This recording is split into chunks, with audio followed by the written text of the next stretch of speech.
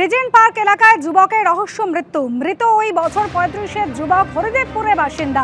Police সূত্রে খবর, দেহের পাশে হেলমেট পরেছিল এবং ওই যুবক বাইকে করে ফেরার পথে দুর্ঘটনা ঘটে বলে পুলিশ সূত্র অনুমান। জখম অবস্থায় পড়ে গেলে যুবককে ফেলে পালিয়ে যেতে পারে বাইক চালক, এমনই সন্দেহ করছে পুলিশ। ইতিমধ্যে রিজেন্ট পার্ক থানার পুলিশ তদন্তে নেমেছে। ক্যান্সারে নেই আর ভয়, NCRI হবে এর জয়। আপনাদের ভরসা Netaji Subhash Chandra Bose cancer hospital. Regent Park এলাকায় যুবকের রহস্য মৃত্যু। 35 বছরের ওই মৃত যুবক হরিদেবপুরের বাসিন্দা। কিভাবে মৃত্যু হলো ওই যুবকের, রিজেন্ট পার্ক থানার পুলিশ ইতিমধ্যেই তদন্তে নেমেছে। পার্থপ্রতিম ঘোষ আমাদের প্রতিনিধি সরাসরি রয়েছেন আমাদের সঙ্গে। পার্থপ্রতিম, এখনো পর্যন্ত পুলিশ সূত্রে কি খবর, কিভাবে মৃত্যু হলো ওই যুবকের?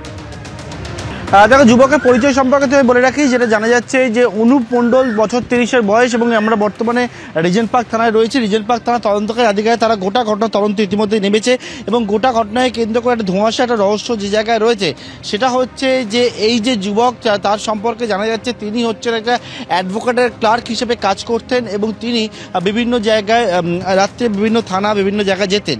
কিন্তু আজকের 2:45 নাগাদ রাত্রেবেলা সেক্ষেত্রে স্থানীয় ওরা দেখতে পান যে ডিপিএস রোড, অর্থাৎ দেশব সেই ডিপিএস রোডের মধ্যে রাস্তার মধ্যে এই যুবককে পড়ে থাকতে দেখা যায় এবং তার পাশে একটা হেলমেট পড়েছিল রাস্তায় এবং মাথার পিছনের আঘাতের চিহ্ন ছিল।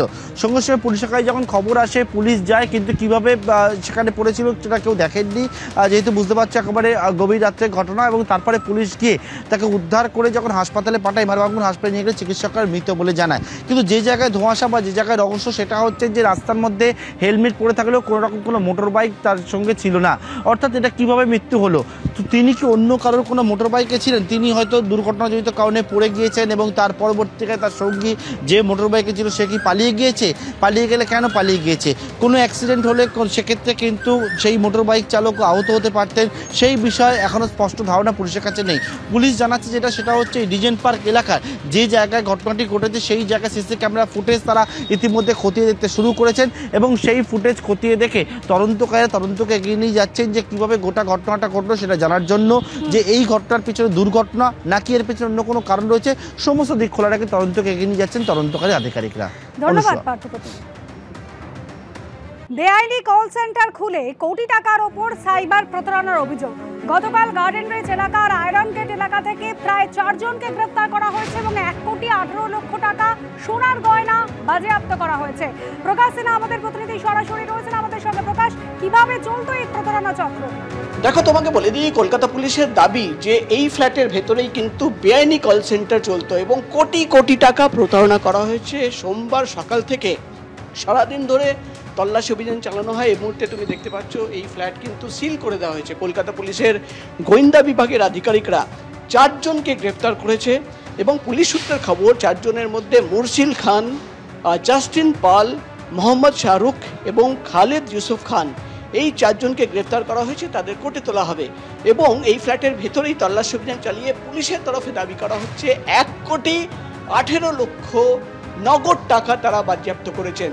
অর্থাৎ যেটা পুলিশের আধিকারিকরা দাবি করছেন যে তারা খবর পান যে গার্ডেন রিচের হোয়াইট হাউসের এই বিল্ডিংয়ের 6 তলায় যে ফ্ল্যাট রয়েছে, এই ফ্ল্যাট রেসিডেন্সিয়াল ফ্ল্যাট, কিন্তু এই ফ্ল্যাটকে কাজে লাগানো হতো কল সেন্টার, বেআইনি কল সেন্টার খোলা হয়েছিল এবং সেই বেআইনি কল সেন্টারের মাধ্যমে বিভিন্ন জায়গায় ফোন করা হতো। ফোন করে কোটি কোটি টাকা কিন্তু দিনের পর দিন প্রতারণা করা হয়েছে এবং খবর পেয়ে সাইবার পুলিশ স্টেশন একটি অভিযোগ দায়ের করেছিল।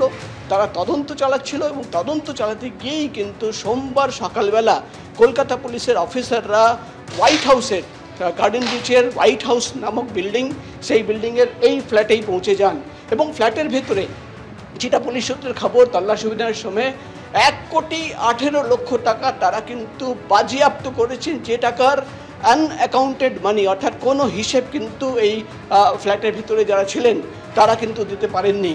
এবং কিভাবে এই কাজ চলতো, কিভাবে এই র্যাকেট অপারেট করতো, কারা কারা রয়েছে এই র্যাকেটে, এই যাবতীয় তথ্য কিন্তু তদন্ত করে দেখা হচ্ছে। ইতিমধ্যেই 4 জনকে গ্রেপ্তার করা হয়েছে, সেই 4 জনকে আজকে কোর্টে তোলা হবে এবং তাদের রিমান্ডে নিয়ে এই র্যাকেটের সঙ্গে আরও কারা কারা যুক্ত রয়েছে সেটাও কিন্তু খুঁজে বার করার চেষ্টা, কিন্তু খাস কলকাতা শহরের ভেতর থেকে কিন্তু গার্ডেন রিচ এলাকা ফ্ল্যাটের ভেতরে 1,18,00,000 নগদ টাকা বাজেয়াপ্ত করা হয়েছে।